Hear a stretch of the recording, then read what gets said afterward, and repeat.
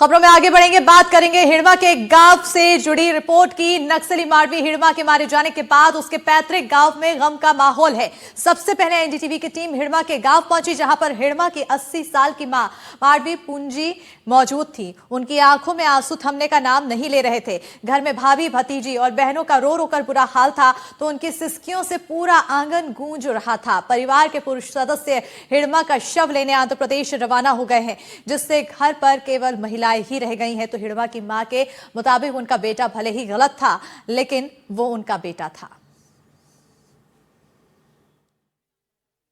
बस्तर के नक्सल इतिहास में सुरक्षा बलों को एक बड़ी कामयाबी मिली है। कल आंध्र प्रदेश के मारेडमिल्ली पहाड़ियों में सुरक्षा बलों ने मारवी हिड़मा को मार गिराया है। ये मारवी हिड़मा पर करीब 1 करोड़ का इनाम था सरकार की तरफ से, और ये मारवी हिड़मा लंबे समय से सुरक्षा बलों की सूची में था, जिसे पुलिस तलाश कर रही थी। और जितने भी जो बस्तर के नक्सल अलग अलग इलाकों में बस्तर के जो घटनाएं घटी हैं, सुरक्षा बलों को जो नुकसान पहुंचा, मारवी हिड़मा ही इसके पीछे मास्टरमाइंड था। और पुलिस का दावा है कि मारवी हिड़मा के साथ 6 नक्सलियों के डेड बॉडी मिले हैं। अभी सभी डेड बॉडी आंध्र प्रदेश के मारेडमिल्ली के पास रंपा सौड़ावरम के अस्पताल में रखे हुए हैं। इस वक्त मैं मारवी हिड़मा के पैतृक गांव पुवर्ती में हूं, और ये पुवर्ती का जो पीछे का जो घर दिख रहा है, ये हिड़मा के बड़े भाई का घर है। और यहाँ हिड़मा की मौत की सूचना के बाद घर में मातम पसरा हुआ है। जो रिश्तेदार हैं वे रो रहे हैं। आप देख सकते हैं उनकी माँ, भाई, भाभी हैं, दीदी हैं, और मैं आपको उनकी माँ को भी दिखाऊंगा। माँ के ऊपर भी दुखों का पहाड़ टूटा है। खैर, बेटा जरूर आतंक का पर्याय जरूर रहा है, लेकिन एक माँ का दिल जो है वो पसीज गया है। बेटे की मौत के बाद माँ पर दुखों का पहाड़ टूटा है। आप देख सकते हैं माँ सामने नहीं आ रही हैं। उन्हें बेहद इस मौत की खबर मिलने के बाद उन्हें बेहद दुख पहुंचा है।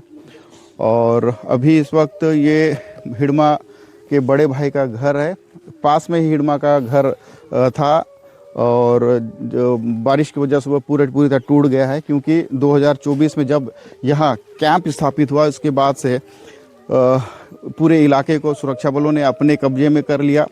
इसी पुवर्ती गांव से माओवादियों का जो आतंक था यहाँ से संचालित होता था। पुवर्ती में माओवादियों का वार रूम था, जिसे हमने पहले भी दिखाया है। और यहीं से पीएलजी के जो लड़ाके हैं, वो लड़ाके यहाँ ट्रेनिंग और तमाम तरह की जो माओवादी गतिविधियां हुआ करती थी, यहीं से संचालित करते हैं। और इस वक्त मैं पुवर्ती में ही मौजूद हूँ। पुवर्ती का ये घर देखकर आप समझ सकते हैं कि ये मारवी हिड़मा के बड़े भाई का घर है, और इनकी एक भाभी है जो उन्हें दुख पहुंचा इस घटना के बाद। जो हिड़मा को लेकर बीते 25 सालों से बस्तर के अलग अलग ज़िलों में एक आतंक रहा है, लेकिन कहीं ना कहीं जो परिवार है वो हिड़मा को किसी भी तरह से पसंद करते थे, चाहे वो जो भी था। लेकिन पुलिस की नज़रों में वो एक बड़ा आतंक का पर्याय रहा है। और गांव में फिलहाल अभी मातम पसरा हुआ है, क्योंकि गांव के जो ग्रामीण है, सरपंच है, हिड़मा के शव को लेने के लिए वो आंध्र प्रदेश गए हुए हैं। और यहाँ गांव में अभी मातम देखने को मिल रहा है। और जिस तरह से कल से जो खबरें आ रही थी हिड़मा को लेकर, हालांकि आंध्रा की पुलिस ने इसकी पुष्टि कर दी, और मौके से जो हथियार बरामद किए गए हैं, और इससे ये भी खबर निकल के आई है कि और भी जो नक्सली उस मुठभेड़ में रहे हैं, कई नक्सलियों को गोलियां लगी हैं। एक बड़ा ऑपरेशन चलाया गया था आंध्रा की स्पेशल पुलिस टीम के द्वारा, और जिसमें एक बड़ी सफलता मिली है। और 40 साल का जो माओवाद है बस्तर में, जिसमें 25 साल का जो आतंक में देखा जाए, उसमें हिड़मा की बड़ी भूमिका रही है। गांव में 2026 में यहाँ सुरक्षा कैंप खोला गया, जिसके बाद से गांव में विकास कार्य देखने को मिले हैं। और ये आप देख सकते हैं, ये आंगनबाड़ी केंद्र है। यहाँ नौनिहालों को शिक्षा दी जा रही है, बुनियादी शिक्षा दी जा रही है। गांव में जन समस्या निवारण शिविर का आयोजन किया गया है। बीते 2 दिनों से बड़ी संख्या में यहाँ ग्रामीण इस शिविर में शामिल हुए हैं और यहाँ ग्रामीणों में एक खामोशी ज़रूर देखने को मिल रही है, लेकिन कोई खुलकर बोलने को तैयार नहीं है क्योंकि आदिवासी इलाका है और जो पुरुष वर्ग है वो अभी गांव में नहीं है। हिड़मा का शव लेने के लिए वे आंध्रा गए हुए हैं और ये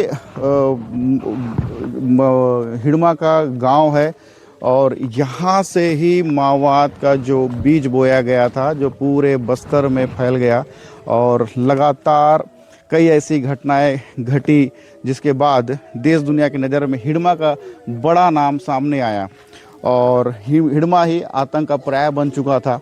हिड़मा के मारे जाने के बाद अब इन इलाकों में विकास के कार्य किए जाने का दावा सुरक्षा बल द्वारा किया जा रहा है। हालांकि अब गांव में मातम पसरा हुआ है। गांव के जो हालात आप देखने को मिल रहे हैं, परिजनों में दुख है और वो किसी तरह से मीडिया के सामने बात करने को तैयार नहीं है। एनडीटीवी के लिए सलीम शेख, सुकमा।